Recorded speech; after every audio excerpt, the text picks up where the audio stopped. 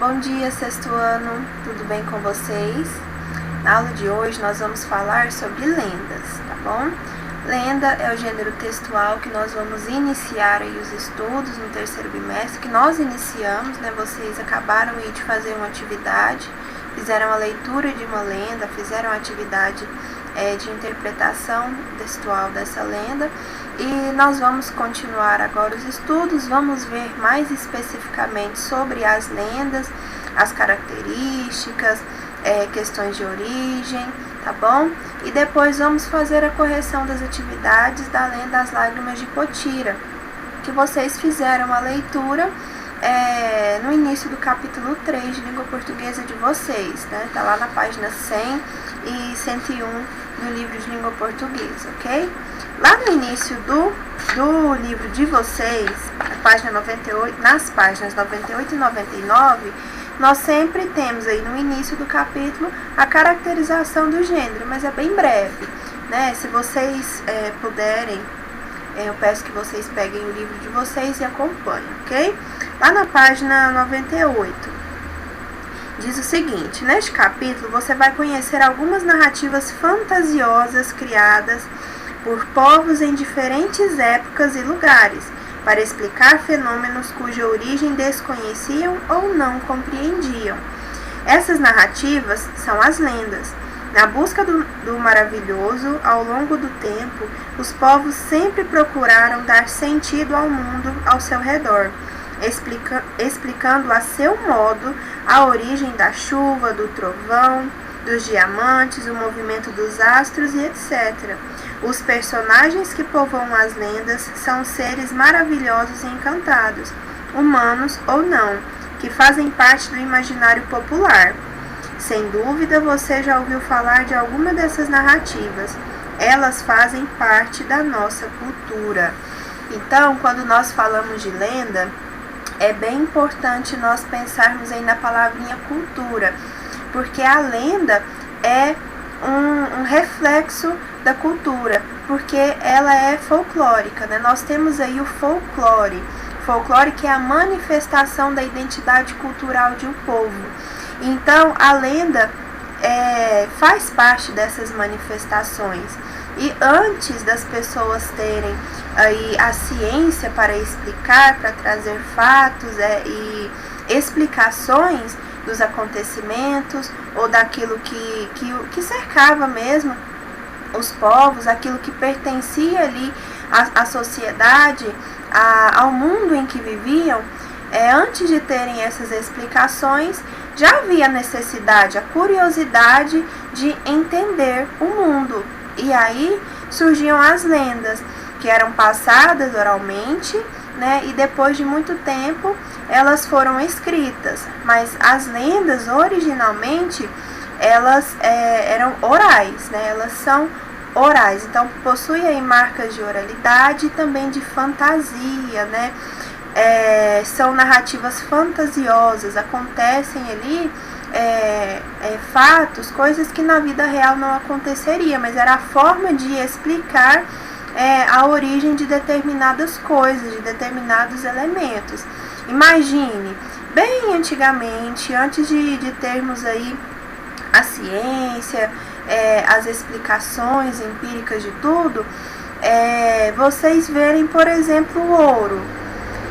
De onde veio isso? Como que isso surgiu? Então ali o povo, a partir da sua cultura, dos seus costumes, criavam histórias para explicar a origem, por exemplo, do ouro ou da mandioca, né? Eu acho que todos nós já ouvimos aí a lenda da mandioca, da indiazinha. Então, do dia e da noite também, haviam essas narrativas fantasiosas em que o objetivo era explicar a origem desses elementos, ok? Vamos passar aí adiante. Bem, para falarmos de lenda, é muito importante falarmos sobre o folclore, ok? Por quê? O folclore é a manifestação cultural de um povo. Ela reflete ali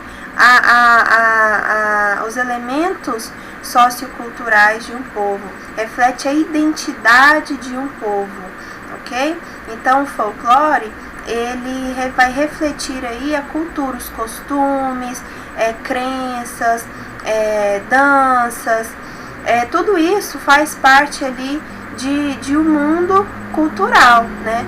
E aí a lenda vem fortemente dessa cultura do povo, né? Vai refletir aí também a cultura do povo, porque faz parte do folclore, tá bom?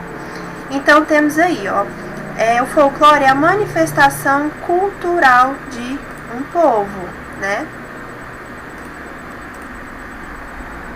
O folclore, então, é a manifestação cultural de um povo.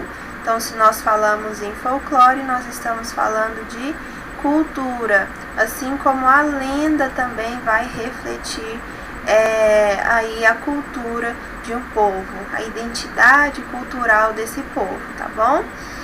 O folclore, ele reflete a identidade sociocultural. Então, sempre que nós formos falar de folclore, nós vamos ver essa palavrinha cultura aí. Vocês viram que lá no livro de vocês também está falando que elas fazem parte da nossa cultura, as lendas fazem parte da nossa cultura? Então, a lenda é uma manifestação folclórica, uma manifestação cultural, ok? As manifestações da cultura popular que caracterizam a identidade social de um povo, isso é folclore. O folclore pode ser manifestado tanto de forma coletiva, nós temos aí algumas festas, algumas danças, né? Quanto também de maneira individual, algumas crenças, costumes, tradições, e reproduz os costumes e tradições de um povo transmitidos de geração para geração. Aí as manifestações culturais, elas são transmitidas de geração para geração, né? Então elas vão perpetuando aí ao longo do tempo, porque vão sendo passadas de geração a geração, ok? Por meio de mitos, lendas, canções, danças, artesanatos, festas populares, brincadeiras, jogos e etc. Então o folclore, ele é refletido, ele é manifestado aí por esses elementos, pela dança, pela comida, pela culinária, pelas lendas, canções, cantigas, enfim. Nós temos aí uma diversidade de elementos que vão refletir, que vão manifestar aí a cultura do povo, a identidade sociocultural de um povo. O folclore é parte integrante da cultura de um povo e por isso é considerado pela Unesco como patrimônio cultural imaterial, sendo imprescindível a realização de esforços para a sua preservação. Então é necessário aí o esforço para a preservação da identidade cultural de um povo, da cultura do povo, ok? A palavra folclore tem origem no inglês e é oriunda do termo folclore. Esse termo, por sua vez, foi originário da expressão folklore, criada por um escritor chamado William John Thomas, em 1846. Folk, que significa povo, e lore, que significa conhecimento, saber. Então aí é o conhecimento, saber aí de um povo, ok? Vamos passar para frente. Então nós temos aí, ó, alguns elementos aí da cultura, do folclore, né? Nós temos o artesanato, nós temos aí festa do Bumba Meu Boi, que é uma manifestação cultural fortíssima, folclórica, né? Fortíssima. Agora vamos lá. O que é lenda?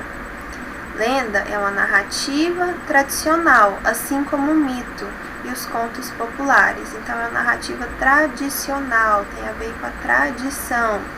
Origem na oralidade e transmissão oral. O saber que faz parte do folclore de um povo tem de ser transmitido oralmente. Então a lenda ela tem origem aí na oralidade, como já foi dito. Eram histórias que eram narradas, eram passadas aí depois de algum tempo que passaram a ser escritas, mas elas eram narradas, elas eram contadas. São produções que nascem da imaginação coletiva de um grupo de pessoas ou de um povo. Por meio dessas histórias, expressam-se fantasias, medos, dúvidas e incompreensões. Então, a lenda vem aí também expressar essas fantasias, medos, dúvidas e incompreensões. Mas espera aí, de onde veio isso? De onde surgiu o dia e a noite? Como? Do nada começou? Aí, de onde que veio? A gente precisa de uma explicação para isso. Então, se a gente não tem essa explicação, vamos aí criar uma explicação a partir da nossa cultura, a partir daquilo que a gente acredita. Uma lenda é uma história antiga que vai passando de geração em geração. Não sabemos o que é real quando se trata de uma lenda. Então, não sabemos o que é real quando se trata de uma lenda. Isso é muito importante frisarmos aí e lembrarmos, ok? Nós temos aí a fantasia muito presente aí na lenda, ok?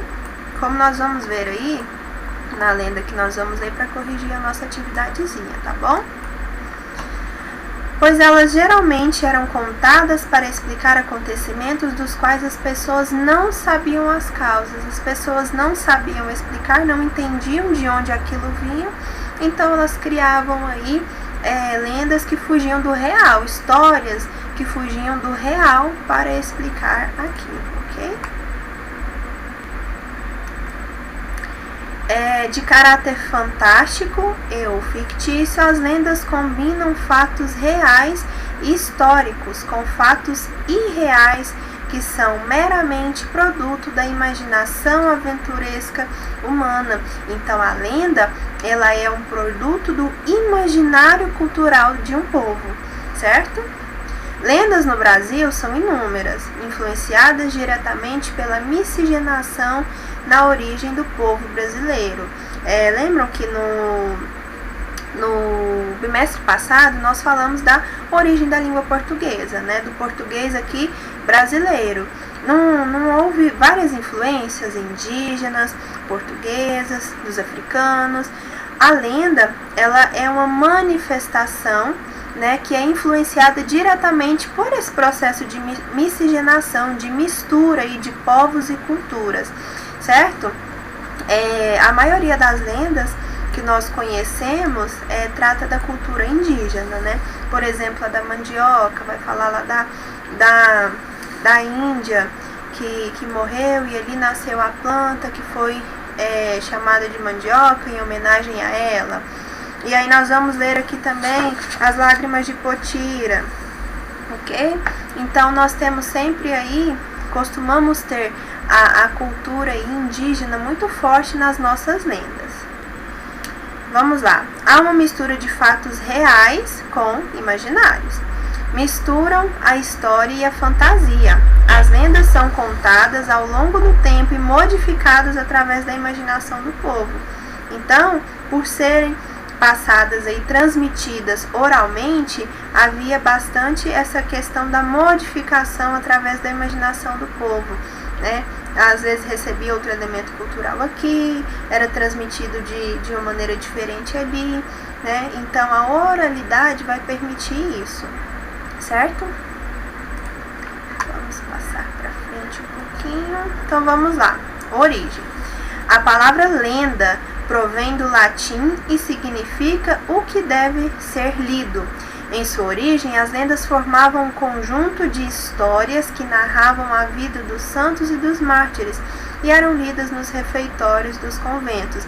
Então nós temos aí a origem da palavrinha lenda, que vem do latim e inicialmente narravam a vida dos santos e dos mártires. Atualmente, a lenda transformada pela tradição é o produto da imaginação popular. Então, a lenda, assim como o folclore, né, porque a lenda é uma manifestação folclórica, vem aí tratar da identidade popular, né, de questões da identidade cultural, sociocultural ali do povo. Então ela vem aí, ela é produto dessa imaginação popular, ok? Aí, deixa eu voltar aqui. Aí nós temos, vou falar um pouco dessas imagens, nós temos a lenda da Iara, nós temos o do boto cor-de-rosa, do lobisomem. Então, nós conhecemos bastante aí os personagens aí da nossa lenda. Ignorem esse meu rabisco, gente. Vamos lá, vamos falar um pouquinho aí do Curupira. É um personagem que nós conhecemos bastante, né? Principalmente quando vamos falar de folclore, nós já lembramos do Curupira, do Saci Pererê, da Iara, da Cuca. E agora vamos ver aí um pouquinho sobre o Curupira, o protetor das plantas e animais da floresta.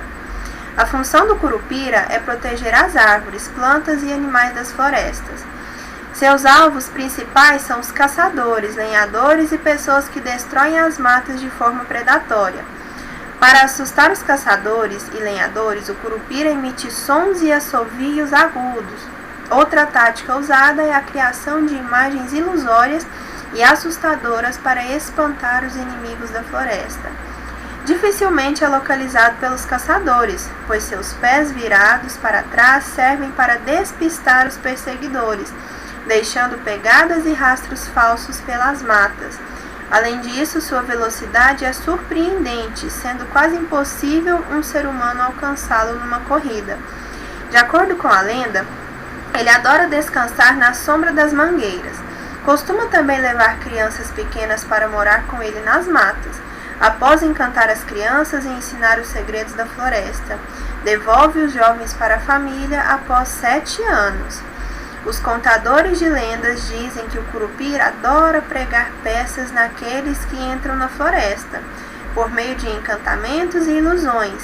Ele deixa o visitante atordoado e perdido, sem saber o caminho de volta. O Curupira fica observando e seguindo as pessoas, divertindo-se com o feito. Então vamos lá, vamos observar aqui alguns elementos da lenda, né? Nós temos aí elementos reais, mas também temos aqueles que são fantasiosos, né? Por exemplo, os reais, ele vai proteger as árvores, a floresta, de quem? Dos caçadores, dos lenhadores, proteger os animais. Então são elementos reais. Agora, a partir daqui, nós já temos o Curupira emite sons e assovios agudos. Outra tática usada é a criação de imagens ilusórias e assustadoras para espantar os inimigos da floresta. Então nós temos aqui alguns elementos que são irreais, né? Dificilmente é localizado pelos caçadores, possui os pés virados para trás. Gente, isso daí também é reflexo da imaginação aí popular, né? Além assovios, né, muito altos. Ele adora descansar na sombra das mangueiras. Nós temos aí um encontro com o que é real, né? Então, vocês conseguem perceber aí como que o real e o imaginário estão ali misturados aí nessa lenda? Não só nessa, em todas as lendas nós temos aí essa característica, né, do real e do imaginário estarem ali misturados, e isso vai refletir a cultura de um povo, as crenças de um povo. Pois se era contado isso, é porque aquele povo acreditava, pois essa era a explicação, né? Acredita-se, né, que o Curupira é o protetor das matas, e a lenda do Curupira vai nos falar isso, ok?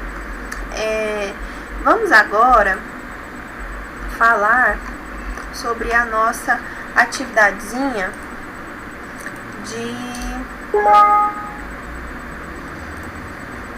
de de língua portuguesa, ok? Vocês vão abrir o livro de vocês lá na página 100 e vamos acompanhar a leitura aí, tá bom? Eu vou acompanhar por aqui e vocês por aí. As Lágrimas de Potira. É uma lenda indígena, viu, gente?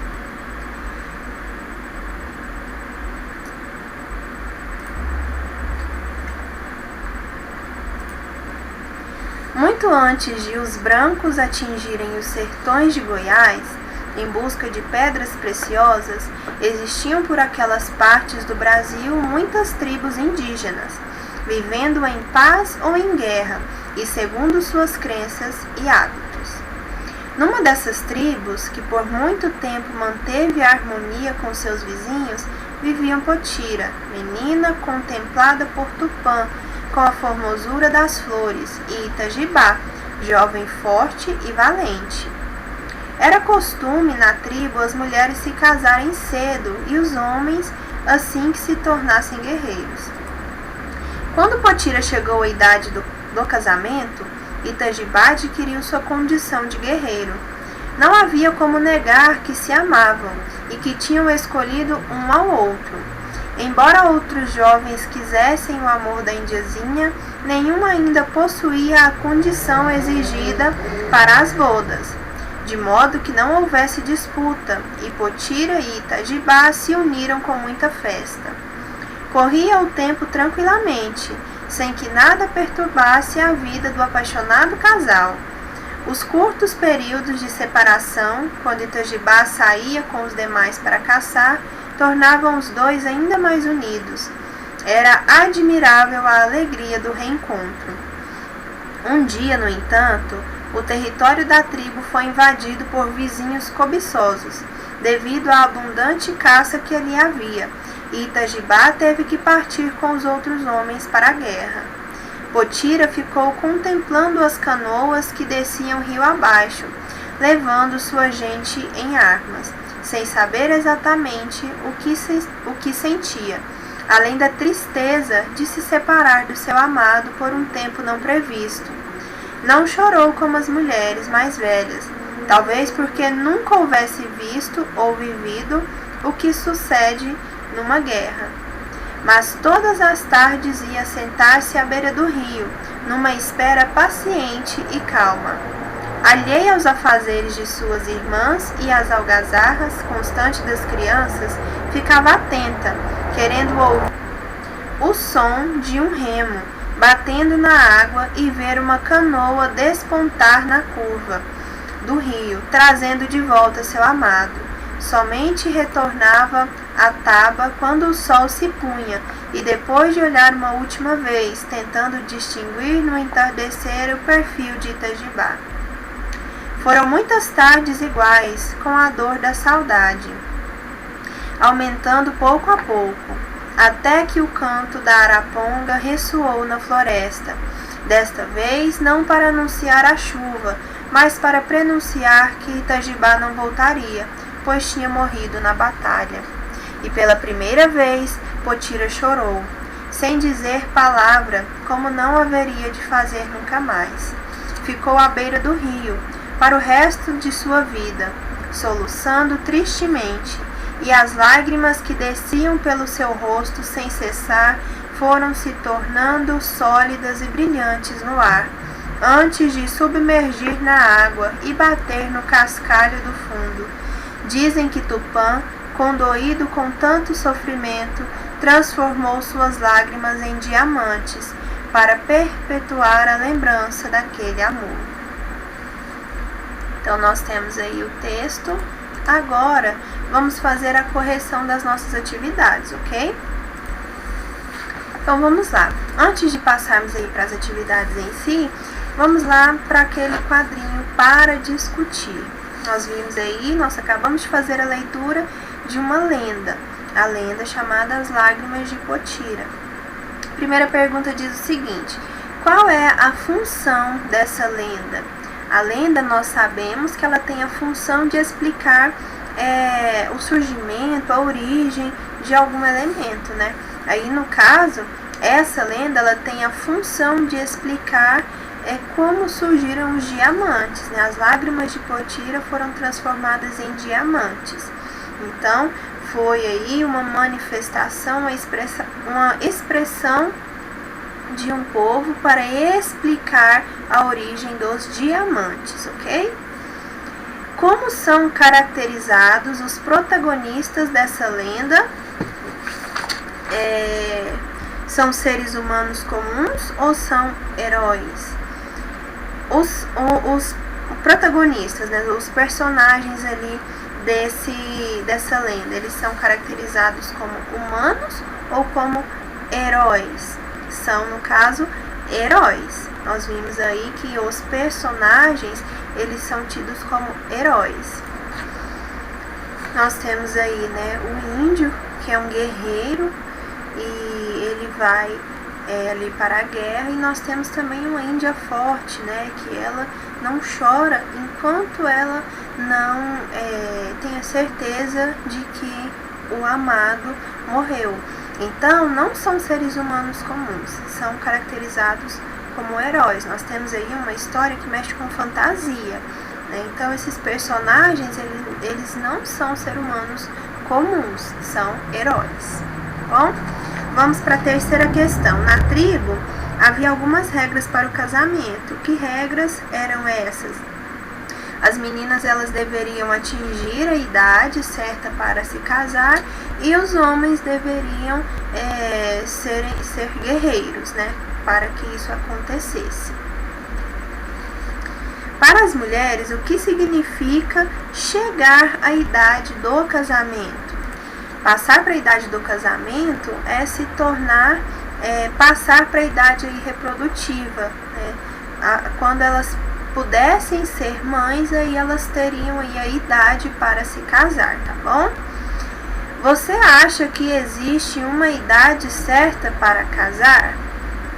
Isso daí já é uma reflexão, seria uma discussão que nós faríamos em sala. Vamos refletir. Vocês acham que existe idade certa para casar? Vamos lá. Normalmente, os índios são caracterizados nas narrativas como povos que cultivam valores. Que valores poderíamos atribuir à tribo de Itajibá e Potira?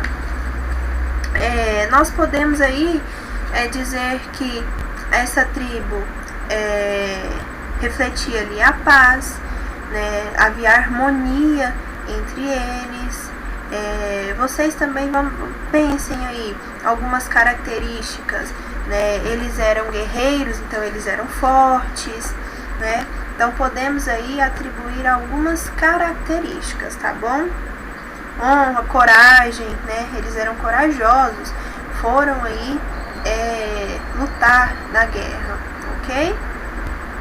Agora, vamos passar para a correção da nossa atividade em si, tá bom? Onde ficava a tribo de Potira e Itajibá? Nós temos lá no início do texto que a tribo fica no sertão de Goiás, lá no primeiro período aí do texto, muito antes de os brancos atingirem os sertões de Goiás, em busca de pedras preciosas. Então, o local é os sertões de Goiás. Na lenda, Potira é caracterizada como uma menina contemplada por Tupã com a formosura das flores. Quem era Tupã? No caso aí, gente, Tupã era o deus cultuado, né, pela tribo. Aqui não está muito nítido, por isso que eu peço que vocês acompanhem aí no livro de vocês, tá bom? Mas então Tupã era o deus cultuado ali pela tribo, era o deus em que eles acreditavam, tá bom? Como Itajibá é caracterizado pelo narrador? Lá no início do texto, Itajibá, ele é caracterizado como um guerreiro, um jovem guerreiro forte e valente. Quem são os antagonistas dessa lenda? Quem são aí os vilões? Quem vão aí contra os protagonistas? No caso, são os vizinhos ambiciosos, né? Porque eles invadiram ali as terras e por isso eles tiveram que ir para a guerra e o Itajibá morreu, ok? Então, quem são os antagonistas dessa lenda? Os vizinhos cobiçosos, isto é, a outra tribo que matou Itajibá na guerra. 5. Na tribo havia outros índios que queriam o amor de Potira, mas não possuíam a condição exigida para o casamento. Que condição era essa? Nós vimos lá no quadrinho para discutir que havia umas regras aí para o casamento, né? As mulheres deveriam atingir a idade para o casamento e os homens deveriam se tornar guerreiros. Então, eles não cumpriam aí essa condição porque eles não eram guerreiros, ok? Então, a condição é ser um guerreiro. Porque os vizinhos cobiçosos invadiram a tribo? Porque ali havia caça abundante. Então, eles estavam ali, eles eram cobiçosos, ou seja, eles cobiçavam, eles queriam ali essas caças também, ok? Vamos aí passar para a próxima página. Quando Itajibá partiu para a guerra, Potira não chorou. Por quê? Será que Potira entendia ali a proporção do que é uma guerra, do que poderia acontecer na guerra? Com certeza ela não havia ali imaginado que ela poderia perder Itajibá na guerra. Então, ela estava ali calma, ela estava tranquila e ela não chorou. Enquanto as outras choravam, ela não se desesperou. Bom, então talvez porque nunca houvesse visto ou vivido o que sucede numa guerra. 8. Como Potira soube que Itajibá não voltaria mais? Pelo canto da araponga, né? Ela ouviu ali o canto e aí ela entendeu que Itajibá não voltaria mais, que ele tinha morrido na guerra. O que o canto da araponga sempre anunciava? A chegada das chuvas. O texto vai nos dizer isso, mas que dessa vez o canto veio anunciar a morte do guerreiro. Vamos aí para a questão 10. As lendas indígenas são narrativas fantásticas, repletas de mistério sobrenatural. Para os povos indígenas, essas histórias têm inúmeras funções. Uma delas é servir de base para os ensinamentos repassados aos mais jovens.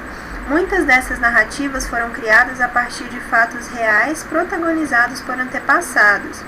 Outras referem-se à flora, à fauna e aos demais elementos da natureza, como os rios, as montanhas, o sol, o céu e etc., cujos protetores devem ser respeitados e temidos. Pensando nisso, responda as questões seguintes. A. Que aspectos da lenda as lágrimas de Potira pertencem ao universo mágico e sobrenatural? O que de sobrenatural, de fantástico ali, nós podemos identificar no texto? Primeiro, a importância dada ao canto do pássaro, né, da araponga. Então, acreditar ali que pela ave ter cantado, o guerreiro estava morto, então isso é mágico, é sobrenatural. E também, né, Tupã transformar as lágrimas de Potira em diamante, isso também é fantástico, é sobrenatural, ok? Então, a importância dada ao canto da araponga, que anuncia a morte do guerreiro, e o fato de Tupã transformar as lágrimas de Potira em diamantes. Para você, quais seriam os prováveis ensinamentos passados por essa lenda para a sociedade indígena que a elaborou? Então, quais são os ensinamentos? Gente, é uma resposta pessoal, como vocês podem ver. Mas quais são os ensinamentos que provavelmente seriam ali tirados dessa lenda? A questão da fidelidade, da beleza do amor do casal, da paciência, né, da espera ali de Potira, esperando o Itajibá, a bravura também, porque ele é um guerreiro, ele enfrentou ali o perigo, ele foi para a guerra. Então são ensinamentos que provavelmente ali o povo intencionava tirar dessa lenda, ok? A sociedade indígena que elaborou essa lenda pretendia tirar dela esses ensinamentos, ok? Retire do texto o trecho que localiza a lenda no tempo e no espaço. Novamente, nós vamos voltar lá para o primeiro período do texto, né? Muito antes de os brancos atingirem os sertões de Goiás. Então, nós temos aí o tempo antes dos brancos atingirem Goiás para explorar, né? Nós tínhamos aí essa tribo, que o local, sertões de Goiás, e o tempo antes dos brancos invadirem. 12. Essa localização é precisa ou imprecisa? É imprecisa, né, gente? Nós não temos aí exatamente o local, nos sertões de Goiás, e também o tempo não, é muito antes. Não temos aí uma precisão nessa informação, ok? 13 e última questão. O esquema a seguir apresenta a sequência de fatos narrados na lenda. Procure preencher os quadros buscando essas informações no texto. Muito antes de os brancos atingirem os sertões de Goiás, existiam por aquelas partes do Brasil muitas tribos indígenas. Nessas tribos viviam Potira e Itajibá. Deixa eu passar aqui, né, gente, pra frente, esqueci. Fato 1. Potira chegou à idade do casamento e Itajibá tornou-se um guerreiro. Aí, seguindo as dicas apresentadas aí por esses fatos, nós vamos preencher as lacunas aí, a partir das informações do próprio texto. Fato 2, que é uma consequência do fato 1. Itajibá tornou-se guerreiro, então eles se casaram. Porque também Potira chegou à idade do casamento. Potira e Itajibá se casaram. Fato 3. O território da tribo foi invadido por vizinhos cobiçosos. Qual foi a consequência desse fato? Itajibá, ele foi para a guerra junto com os outros guerreiros. Isso foi a consequência da invasão dos vizinhos cobiçosos. Fato 5. Potira ficou contemplando as canoas que desciam rio abaixo, sentindo muita tristeza por se separar de seu amado por um tempo não previsto. E todas as tardes sentava-se à beira do rio a esperá-lo. Qual que é a consequência desse fato, gente?